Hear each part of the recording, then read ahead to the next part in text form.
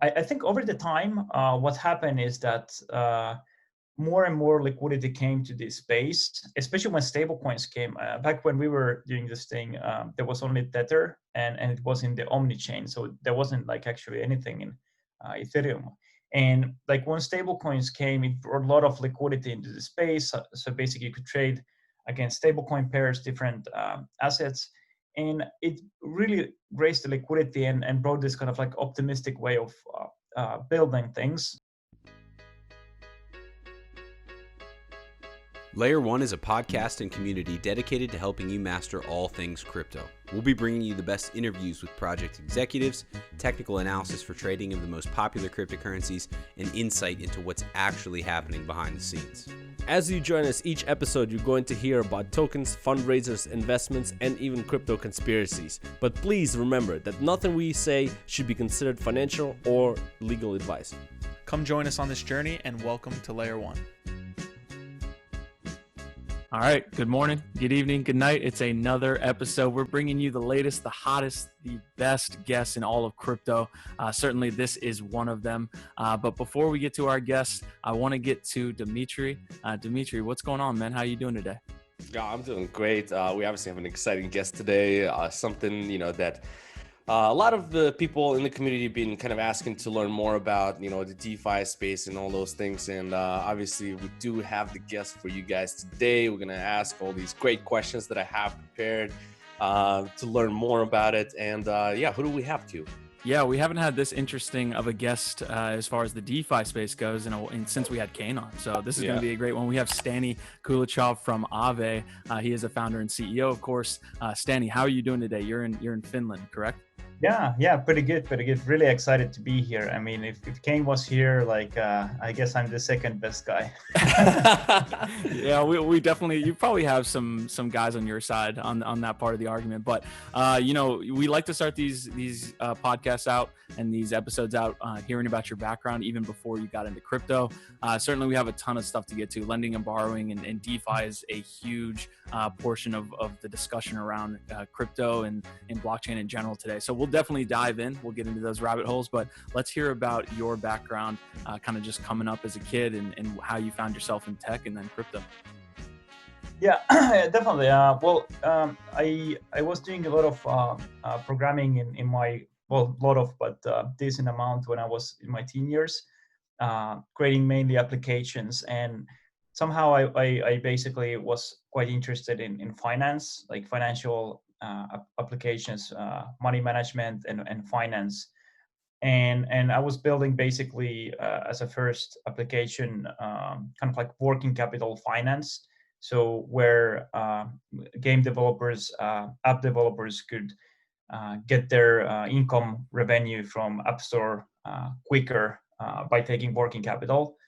And basically I did it for a while, but then I ended up still going to actually to law school, and like I really love the idea of kind of like programming and technology where you have mathematical stuff which determines quite well like the principles, and then the kind of like legal field was somehow like the other side of the balance where it's kind of like this it depends opinionated space where you kind of like there's like this kind of like a war of consensus, different kinds of consensus, and what is like actually then finality of something, and still it's not final.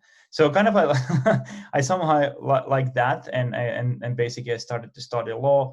And in the beginning of my studies, I basically spin off another startup, basically where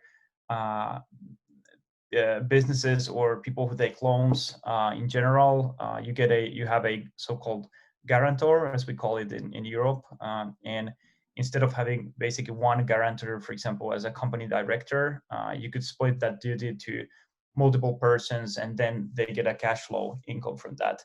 And that was just an experiment, and mainly like a kind of like idea level that I did for a year. And I started, I can't even remember where I picked it up, but I started to follow more blockchain, and especially Ethereum, because Ethereum had this interesting thing called smart contracts, where you basically can develop a piece of code.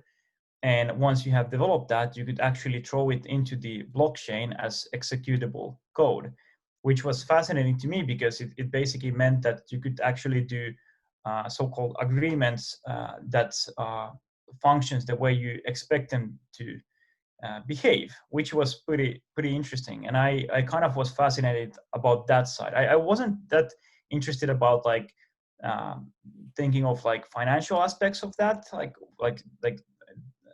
I mean, decentralized finance wasn't even a thing then. And I just tried to figure out like how we could apply the smart contracts in reducing the need of like legal agreements and this uncertainty. And still then I got like drawn back into into the like financial aspect and wanted to figure out like, could you actually do a loan transaction where two parties do not know each other and they engage permissionlessly within smart contract, and the borrower has an incentive to repay. So what happened is we came up with this kind of like over collateralized lending system where you basically lock value into the smart contract with tokens or ETH and borrow some other asset. And that is, in essence, that was the first lending protocol on Ethereum. It was called ETHLend, short from Ethereum lending.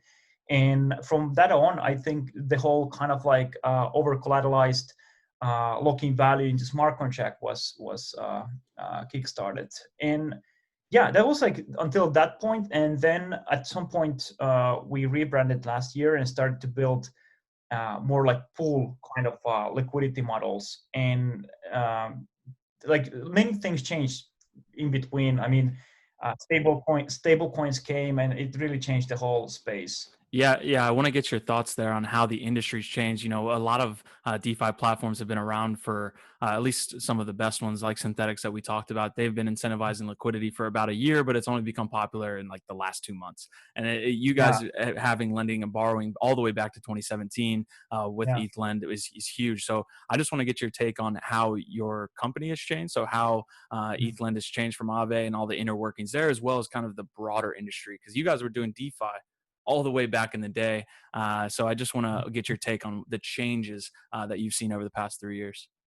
Yeah, I would say like back in days, like developing like financial applications, or we called back then them dApps, decentralized applications, which happened to be like more financial. And what was interesting back then is that like the development wasn't that optimistic. You know, you were developing things in a way that you would want to attack any kind of attackability or bad actors and so forth. And basically that went all the way to things like someone doesn't pay their loan and the loan gets liquidated, the collateral is repossessed and sold, and kind of like we went into this peer-to-peer model and basically that we try to avoid packaging the risk into one particular pool. And I think over the time, what happened is that more and more liquidity came to this space, especially when stablecoins came. Back when we were doing this thing, there was only Tether and it was in the Omni chain. So there wasn't like actually anything in Ethereum. And like when stablecoins came, it brought a lot of liquidity into the space. So basically you could trade against stablecoin pairs, different assets. And it really raised the liquidity and brought this kind of like optimistic way of building things. And you saw like liquidity pools where you can just park your assets and you get trading fees as they're traded back and forth, or like Aave style lending pools.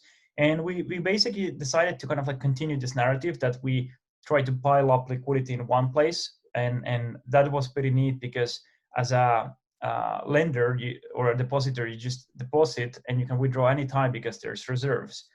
And we started to think like this optimistic way over a year ago, and we launched this year, January, the Aave protocol.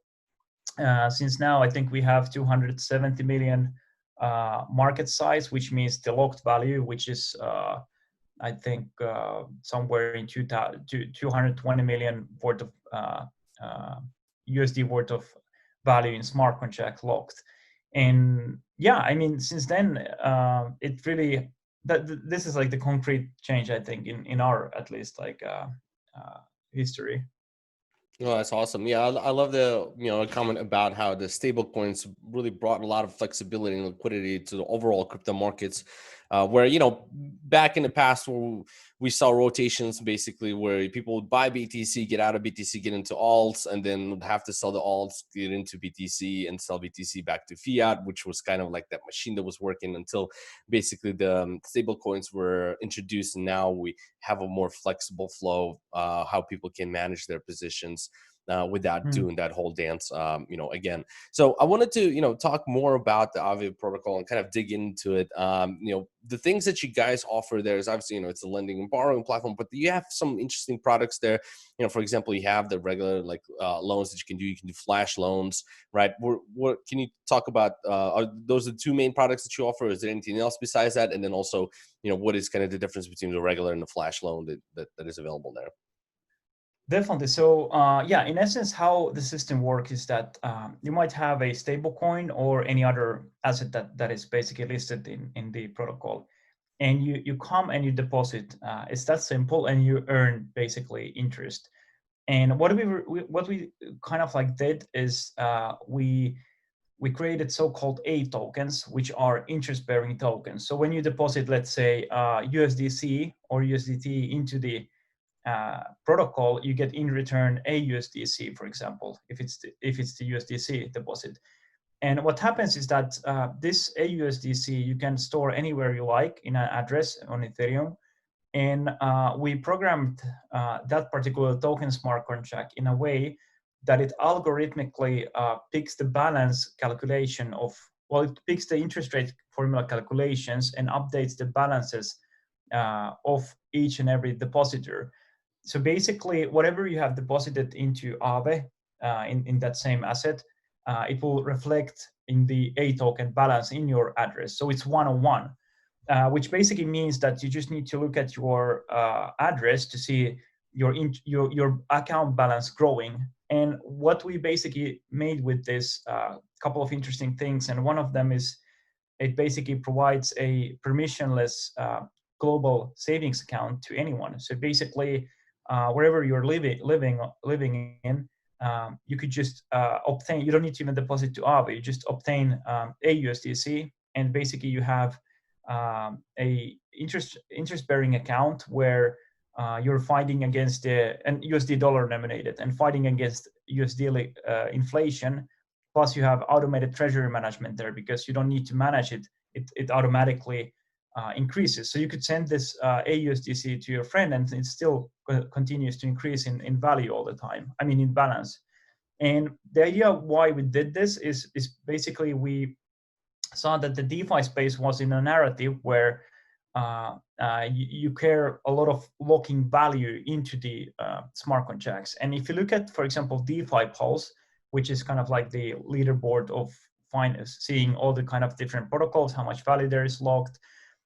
What is interesting is that all that locked value is kind of capital efficient. So the most last thing you want to do in finance is to take some capital, lock it, and not use it. And that's like the very problematic thing. And the A tokens allows to basically take that liquidity out. So you could use those AUSDC, for example, as a collateral somewhere else, or just use them as a payment. But what's interesting then is that when you deposit, a credit line is open for you, and you can basically borrow other assets. So that's the kind of normal lending stuff. And flash loans are pretty exceptional in terms of it follows the same narrative of unlocking that liquidity that is sitting there, but it has technical execution is a bit different. So it relies upon this atomicity of the blockchain. So in essence, flash loan is a loan transaction where you borrow and you return your borrowings and the fee in the very same transaction, in the very same Ethereum block. So how the blockchain works is that on each block, you basically have certain amount of block size, and that block size can have basically transactions, and each transaction can have nested transaction. So it's kind of like a basket of transactions. And one of this basket of transactions, you could have basically borrow from the Aave protocol a flash loan, for example, USDC, and basically buy an asset from Uniswap and sell that very same asset in Kyber, another market making kind of like a trading protocol, and then return those funds, flashboard funds, back to Aave and keep the difference. And this all these transactions happen in the same basket of transactions. And it doesn't matter what you do in the same kind of like transaction schedule, you just need to finally settle, because the flash loan has a condition that if you don't return this loan, basically what happens, your all transactions will fail. So kind of that's how like the settlement system works in blockchain. And I think it's more of a developer tool to build more products for the end users. So end users probably even do not see when a flash loan is used. And for developers, it means that and end users that they don't need to have capital up front to do transactions like this. They basically can have whale like liquidity to do different kinds of strategies or build products without having that capital on their hands. Yeah, absolutely. I love that explanation. It's interesting to, obviously when somebody looks at a loan and says, hey, there's no collateral needed for this, what is this, right? But then, if you explain it in a way where it is a very short term, kind of loan, and it's set up where it's mainly, for the arbitrage players that are looking to have maybe kind of like a bridge loan to be able to do those things. I can see perhaps something like this being also used in the options markets, where, perhaps if you do need to exercise a certain option, you might need a bridge loan or whatnot. Derivatives can be a pretty big space for the bridge loans, for the flash loans as well. We haven't really seen that, I guess, in DeFi just yet, but I think it might be a good opportunity. I think a lot of CeFi platforms are actually starting to explore that side of things on their end. So I wanted to mention, like you mentioned, obviously locking up, kind of the value and locking up like some ETH, right? And the importance of velocity of money that we know, where we have to have the ability for the machine to kind of keep turning and have the open flow, where if things start happening, you need to be able to unwind positions and have the capital movement flowing normally without having it locked up and clogging up the whole system. There's a lot of people that are concerned with the way kind of DeFi, how rapidly it's growing, where it's becoming like kind of like almost like a credit bubble, as they say, where things are working fine right now, and yes, there's a pretty substantial collateral that platforms are requiring. Maybe there are some platforms that are coming out new to try to compete. Maybe they might lower collateral or whatnot. But the whole thing about if the space is growing very rapidly, and should there be a volatility that hits like we've seen, back on Black Thursday, and things start moving really quickly, some of these things where they start unwinding once maybe the margin calls and liquidation start taking place, that itself can, there might not be enough liquidity for the unwinding to happen in DeFi, which will essentially start translating into the spot market, prices falling, and overall kind of a toxic, impact on the overall kind of markets. So kind of what is your idea? Like, we've seen something like this happen. I believe it was with Compound, where during that time when the volatility hit, they had a hard time unwinding positions, where people start getting like negative, like they went into negative balances type of situation, right? And now that we're kind of past all that, and how did DeFi platforms kind of evolve to maybe prevent something from like this happening again, where if the volatility does hit, obviously we don't want to see 50% drop in BTC, but in crypto markets, especially with other tokens that can be very volatile, and the liquidity there with market makers that tend to kind of dip out when the volatility kind of starts, what's kind of like the precautionary measures that DeFi space is taking to kind of prevent from this cascading thing to unwind in case something crazy like this hits again? Yeah, I mean, totally. This is very, very important, actually, like kind of like a point, because like we tend to always think in crypto in general and DeFi that kind of like we always are running after yields, and we rarely focus upon like the risk side, whether it's security or just asset market risk. And kind of unless something big happens, like and that was like the Black Thursday was a very good example. I mean, people were trying to liquidate left and right, and basically high gas prices were causing a lot of issues. So basically most of the wallets or liquidators and for example exchanges operate, they basically operate in certain gas limits, and basically they have even a ways to mitigate, because you don't want to throw your transactions at in way of, let's say, 2000 and you basically want to have some sort of like precaution methods. So what happened basically is that money didn't flow, so liquidators bots weren't liquidating with a high enough gas price, which was, I think, during that time, like if you wanted to get your transaction through, was 300, and normally it takes like 8 to 10 gas, and now even today it's even way higher. And same, for example, in Binance and a bunch of other exchanges, they had issues of actually moving capital, and that was, in my opinion, it was kind of like the same issue, that the wallets are configured to move with gas that basically was way lower. And that's what basically caused a stroke in liquidity, which basically means that there was stuff to liquidate, but there wasn't liquidators around, and liquidity itself was very thin because of that. So I think one of the projects called DeFi Saver, they basically allow people to liquidate their own CDPs without returning funds, and they were using flash loans to liquidate all the positions, and I think they saved like a few million worth of CDPs during Black Thursday, which was very impressive. And still, even if you liquidate with flash loans, let's say you take a collateral which is ETH, you still the flash loan mechanism works the way that you need to sell that ETH on the secondary market, whether it's basically Kyber or whatnot. And when that happens, it's kind of cascades the price of ETH down, and a bunch of other similar stuff. So basically, coming to the risk question, like that was a bit of background, but coming to the risk, like there's different kinds of risk frameworks you can apply, and it starts not the liquidation itself, but beforehand. So what kind of assets you approve as a collateral?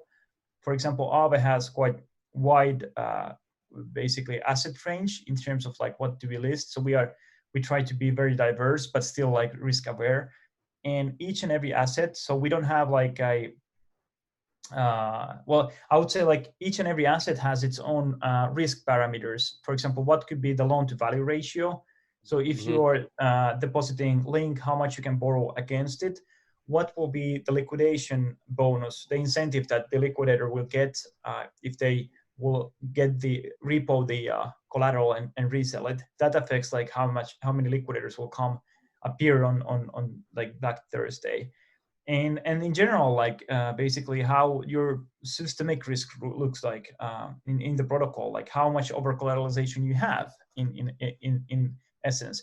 And this goes down to modeling the interest rate curves in a way that you cannot have curves that encourage a lot of exercise of collaterals, like borrowing collaterals, when basically you might be in a Black Thursday situation. So you need to model everything out, and that is why we have a risk team as well at Aave, and it's really important to highlight. And I still think like there's still a lot of work to do in this risk thing, because now we have like composability, and different DeFi projects are relying upon each other. So we just kind of need to move more on that direction. I think there's still a lot of work in terms of risk, and I think now we see like insurance, Nexus Mutual is there, options, you could have options agreements, but still the space needs to evolve. And one of the things we have done at Aave, we basically are coming with a new like token model, Aavenomics, where we are actually using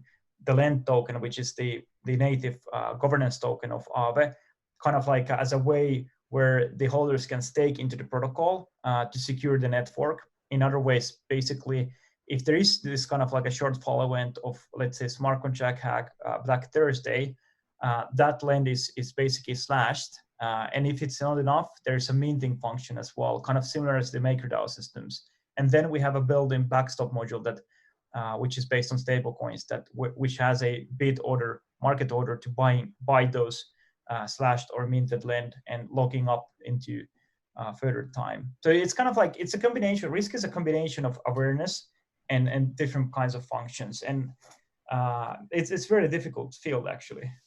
Yeah, no, absolutely. I completely agree. And you know, in the speaking of work to be done, you know, there's many that talk about different things that the traditional finance have in terms of you know, kind of like the speed bumps, seat belts, and so on, to kind of when volatility hits, you know, maybe certain exchanges, like for example, like what happened on BitMEX, you know, they've actually halted trading maybe because of the cascading liquidations that were happening, and which probably was a proper thing to do at that time, but you know, a lot of people wouldn't really understand that, and they just get mad because they can't trade and use the platform, but they don't understand like the bigger scheme of things.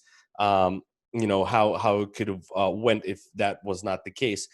So interesting stuff about the interests, you know, curves that you're referring to. You know, obviously they're gonna be fluctuating, you know, compared to whatever the market conditions are and so on.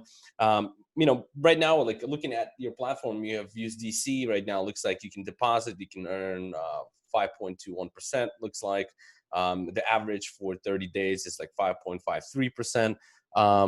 You know, which is like, you know, it's if you consider the fact that where we are globally as far as the interest rates go, obviously it's a fantastic rate, right? But you know, if you take a look at, you know, other platforms, for example, like the CeFi side, right, they're offering a way bigger, you know, interest rate on for example USDC. Like Celsius right now is offering 8.69, and you know, I wanted to kind of talk a little bit about, like, you know, the DeFi side of lending and borrowing, the CeFi side. You know, what kind of things that maybe, you know, is it the teaser rates that they're offering right now, the CeFi space, just to capture the market side of things? You know, and perhaps maybe later on it's going to change and shift down and be closer to the DeFi, or is it the DeFi is at the discount and needs to catch up with the CeFi interest rates? Like, what is your opinion between those two, and why, you know, why they're like, you know, in two different places, and why would, you know, why is the DeFi one actually provides, you know, kind of what is the edge from the DeFi side over the CeFi? Yeah, I think that's a good point. Like basically, like normally if you have let's say DeFi rates and they're kind of similar, which they are a bit, and then you have CeFi rates that are different from that. So basically there is some way, like there's always this kind of a concept in finance of risk and reward, right? The more risk you have, the more rewards you should take. So there is some kind of risk involved there. And my conception is that basically in DeFi, you have this kind of like a smart contract risk. You have less risk in terms of like transparency, because you see all the action that is happening there, and you see the over-collateralization. So you don't need to trust the protocols because the data is all there. And then in the CeFi world, basically, it's kind of like hard to say like what are the over-collateralization ratios, because the CeFi institutions, they take direct deposits from consumers, and then they lend them out into the lending desks in the crypto space. And what's happening is basically that you might lend out with some collateral requirement. In some cases, you don't have collateral requirement, might be just trusted entities. And in some cases, you have 100% collateralization instead of over collateralization. So in other words, like the cascading effect is also there, but I guess there's a bit more risk. And I think they can play with the teaser rates for quite a long time, because if you are not over collateralizing each and every position in the similar way as you will do in, for example, DeFi, basically then you can allocate capital from one place to another and tease a bit with the rates. So it's really difficult to say what's and how CeFi operators are doing this. In my opinion, it's what is needed is transparency. So, I mean, if their loan books are open, that could be a very, very cool thing. I actually have been considering like why would I mean, if you have a very nice running business in CeFi, like opening the loan book might help you a lot. And if we've seen in traditional finance, like, well, maybe actually even more in fintech, where fintech companies are opening their loan book completely, like they show like how much they're lending out, what's their risk exposures. And I think that's like, sake of transparency, very, very nice. Because if you remember, like, for example, 2018 and traditional finance, it's very difficult to assess what's the exposures on different institutions, what they have in certain assets, and what's their margin levels. And that is kind of like the difficult part, where in DeFi, you basically see this everything on chain happening. But one thing I have to mention, that CeFi is using DeFi to source liquidity. So that's like there. So let's say Celsius, Nexo, BlockFi, they're all using DeFi, and they're all using Aave as well, and other DeFi protocols. And we recently actually launched a product feature called credit delegation. So it means that if you are depositing USDC into Aave and you're earning, let's say, 6% on your deposits, and you're not borrowing anything, you could delegate the credit to a CeFi borrower, such as, for example, Celsius, BlockFi, Nexo, and let them borrow, let's say, WBTC at 0.2%, and pay that. And plus, if you're doing like an off-chain agreement with them, the stuff that they're used to doing CeFi, what happens is that you could charge, let's say, more, for example, like 3%, 4% premium, and that means that the borrower is paying 3% plus the variable rate at Aave, and the credit delegator is getting 6% on USDC plus the off-chain agreement 3% or whatever, and earning more. So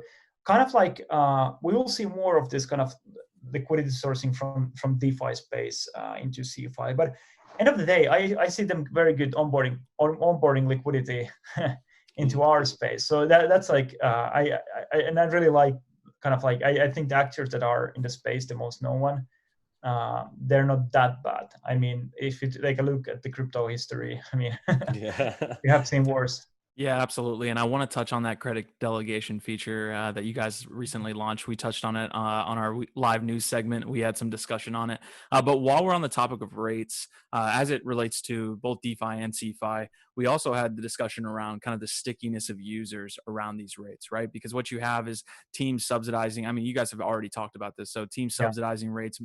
When you have a situation where the rates are so volatile and you have users moving from one rate to the next, trying to chase the highest yield. I think I watched a recent interview that you did, and you were talking about how this allocation is going to be handled algorithmically. So it's not even going to be the user actually making the change from 8 to 9%. It's going to be, bots that are handling this. So when you have this situation of people moving, or users or investors moving to chase the highest yield, how do you deal with maybe retaining users into Aave without then subsidizing the rates to then bring them back to chase that? It seems like a race to the bottom to me.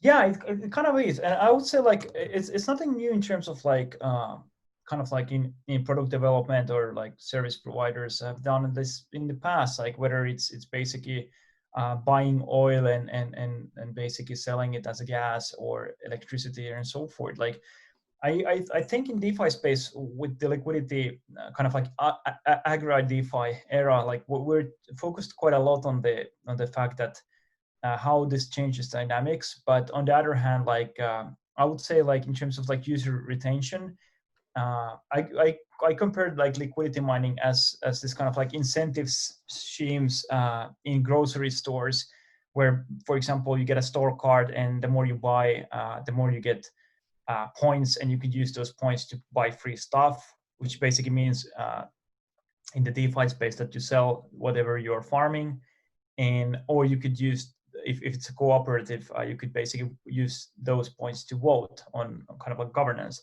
That is also kind of similar to DeFi. And usually, like when consumers are going for like shopping or doing groceries, I mean, they're not selecting, most likely they're always their stores based on this kind of like bonus system incentive schemes. They might go because there is some kind of selection there is some customer service, there is all the stuff that they need, or it happens to be on the way, or it happens to be that you have been there and like you have been going there for the past 2 years, and that's a kind of like a heuristic routine for you. And in our case, like we believe that the whole DeFi space now, it's kind of like this total lock value thing, and a bit of like how you reutilize the value. But once the protocols are all in hundreds of millions of locked value, and there's few billions even, what we will actually see is that DeFi becomes more of a brand game. Like actually, like who are servicing their users best. So you could have two kind of like protocols doing the very same thing, but they're servicing their users very best way, because they have different kinds of user base and expectations. And I think we have seen this in exchanges. So if you look at the like all the exchange volumes in centralized exchanges, that is of course like bullshit. Like it's very difficult to assess what's real and what's not. But still, and nevertheless, like if you look at the volumes, like stuff like, for example, Coinbase, Kraken, Binance, they aren't the highest in terms of like volume rankings, even if we take away all the kind of like accumulated volumes. And what's interesting there is that they have their own brands. And if you think about Coinbase, we know Coinbase is a kind of like a brand, what they're doing and what kind of service they provide, and kind of like features they provide.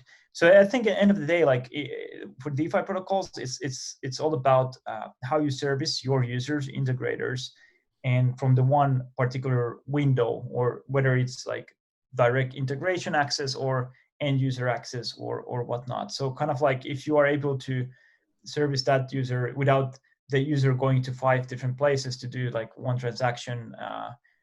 So if you could basically do it in one place, that is something that we're going into, I think. I saw the interview that you had where you talked about some like monetization and ideas about monetizing. And, so for the Aave, but you guys, monetizing based on like, the fees, like, or inflation or the pools, like, what is kind of the monetization from your end, and what are some of the others maybe you guys are thinking about, maybe that you're going to do down the road, or you're just going to stick with the ones that you have at the moment that will work for you? Yeah, monetization has been always like a difficult thing in DeFi, because like in the very beginning, like when there wasn't any optimistic thinking that we have now, like we were thinking of like code should be immutable completely, and you never should update. You have to program it well once and deploy, and you should not charge fees because it's open source. Like if you charge fees, someone will fork your code and just drop the fees and will continue. And this actually happened. I think 0x, there was DDEX that basically forked themselves out of 0x or something like that, and removed the the fees and that kind of stuff. It was very funny. But what's interesting here is that like I think we as protocol developers, we shouldn't be like too afraid of applying fees. If we provide value added and we want sustainability for the upcoming years, we should basically take fees for the consumption. I mean, services that we provide for the consumption. And the current models we have, they're pretty okay, but we just wanted to generate some of the fees that we have, basically data points that we can model further.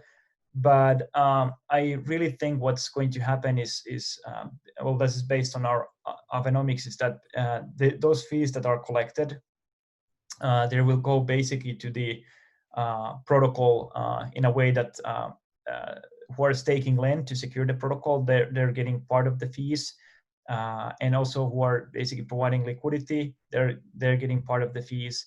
Oracle service providers are getting part of the fees. So it's kind of like this bloodline in the whole protocol. And the interesting part is that because like we're giving the protocol and the kind of power to the token holders, what will happen is that it's actually up to them, end of the day, then decide like how they want to monetize and what they're going to do. And we, of course, we're still like, we have still skin in the game in a way that we're building stuff on the protocol and tools, and probably in the future there will be other teams building. So I kind of hate this idea where people think that you just build the thing and you give it to the community and just you can just walk away and like that's like that doesn't make sense at all. Like I mean, like you're there, like the work doesn't stop when you finish Right. the construction site. It's basically begins, like the narrative continues from there. Yeah, I like that a lot. I like how you explained how the other pieces of it that end up getting a piece of the fees that you guys earn. So to make the whole kind of machine work all together. When we talked to Kane, it was very interesting conversation with him. Obviously, he talked about the certain issues that Synthetics was facing at that time, where there's some Oracle problems with the price feeds and so on. There's some people were exploiting that side of it. Some users that were kind of juicing that exploitation. And it was interesting how he was talking about, like, they were thinking about, like, talking about, should we, pick up the fees to stop, that a person from, using that exploitation. Which means that you would have to raise fees for everybody just because of this one player that is doing this on the platform, which is like, super unfair, obviously, right? In traditional finance, I worked in Forex. So like when we had some people that were trying to front run the dealers, we could just see the account is there. This is the guy, this is the KYC on there, right? We just, widen his spreads just for his account, and good luck arbing then, but but in DeFi you can't really do that because, hey, listen, this is guy, it's just like a wallet address, it's a user, you can just create a new one and just keep on doing the same thing, right? So that is a very tough kind of a situation there. Tell me a little bit more, like, where we are now. We faced all these Oracle problems and all these like delays in pricing and exploitations that could happen. Are we now in a way better space now, where all of those things are now functioning properly, where the exploitation, there's no risk of exploitation to the extent that we've seen, back in the day with Synthetics and maybe some others with the Uniswap and so on, right? Yeah, I think now, especially like with flash loans, basically protocol builders are developing flash loans in mind. Like they are making flash loan resilient systems, and this is basically what the maker and their team had to think about in terms of flash loans and flash governance and that kind of voting stuff, that you could just borrow maker from Aave and just vote. And I mean, it changed the space quite a lot. But even it just pointed out that like those attacks were available for anyone with massive amount of liquidity that wasn't expected, just that you could actually get it for one Ethereum transaction without any capital. In terms of like price oracles, I definitely like they're way better than it used to be, and I think like the Oracle solutions are becoming better. We're using Chainlink as Synthetics as well, and they're improving stuff a lot. Like Link Marines are. Yeah, absolutely. Yeah, Link has been performing since that time actually that it happened. Yeah, and I think like they provide pretty nice service, and I think they're improving their system quite a lot. And I think the whole Oracle space could take a step further. And I think as we protocols are developing technologically, Oracles as well. And I just hope that people are focusing on that point, because that's like the Achilles heel of DeFi if something goes wrong. Yeah, some of these problems have to do with gas and in the Ethereum protocol in general.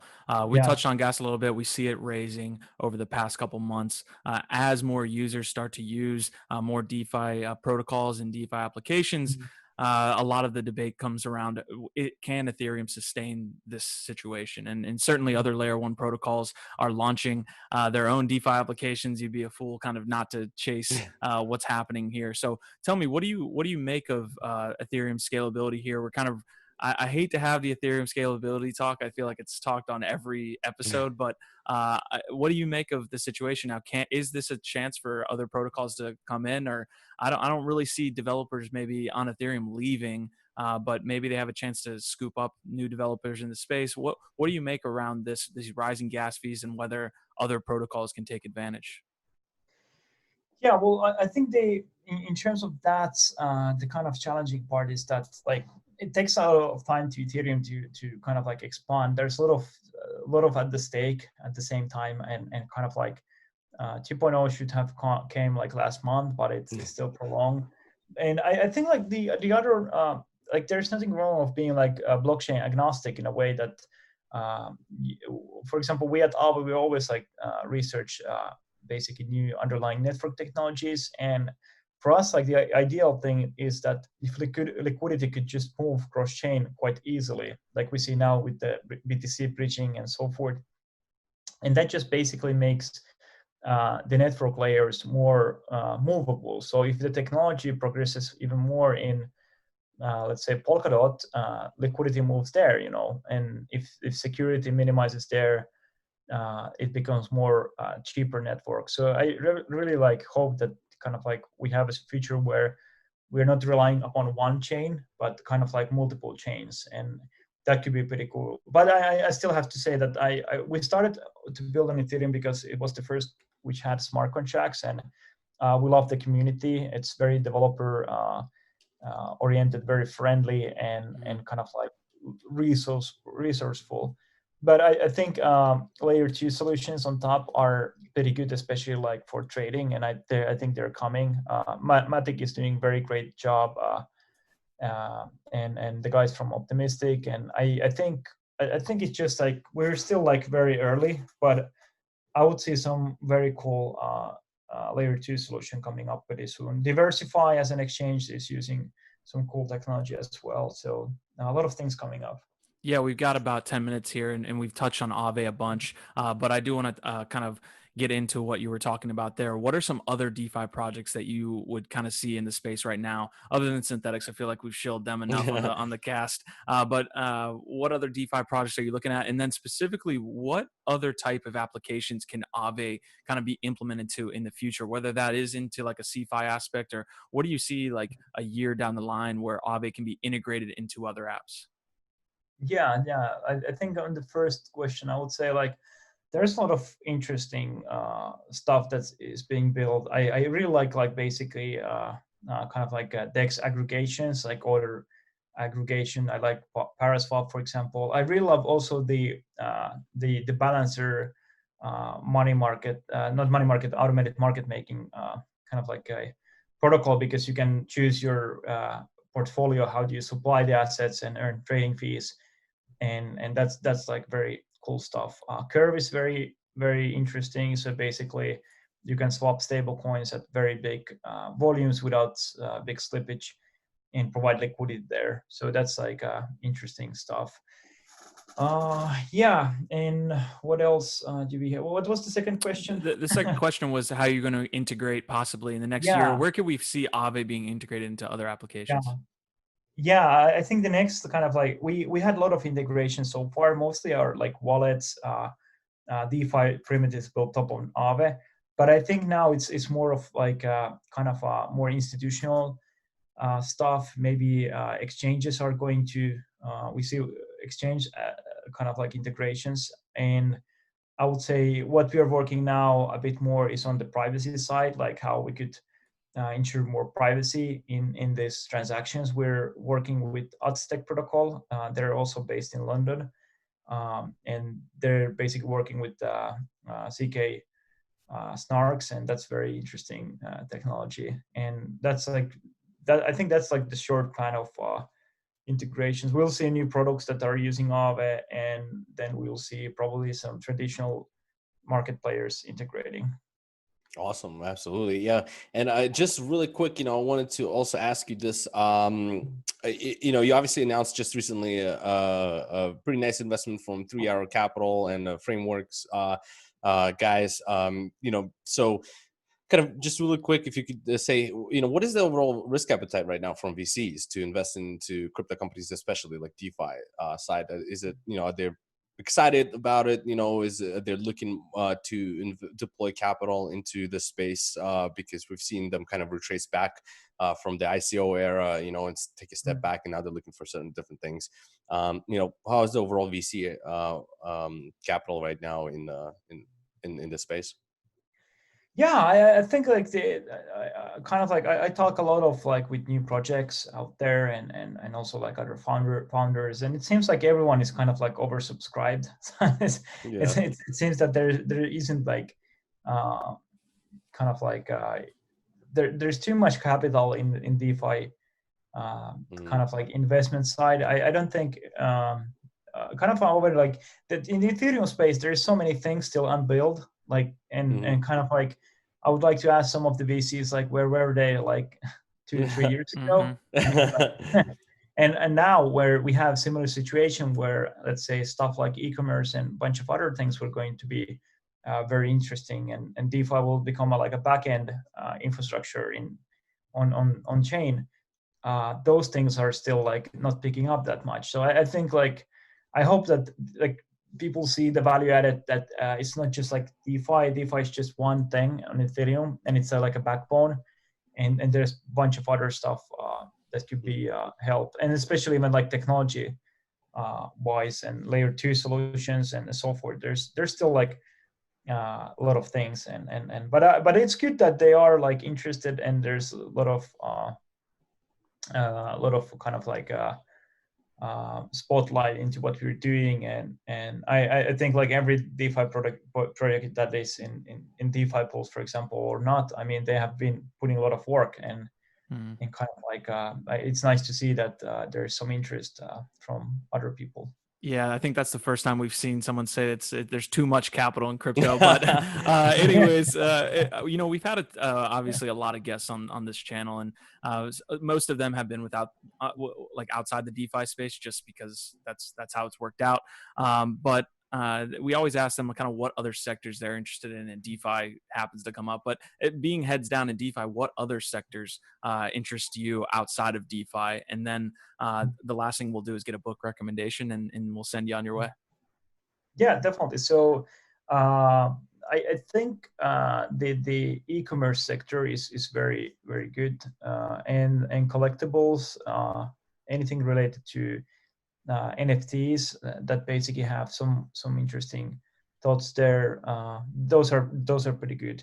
Gaming, especially owning assets, that is quite interesting stuff. What else I would say? Yeah, that's music to Q's ears right there. Yeah, that does sound good to me.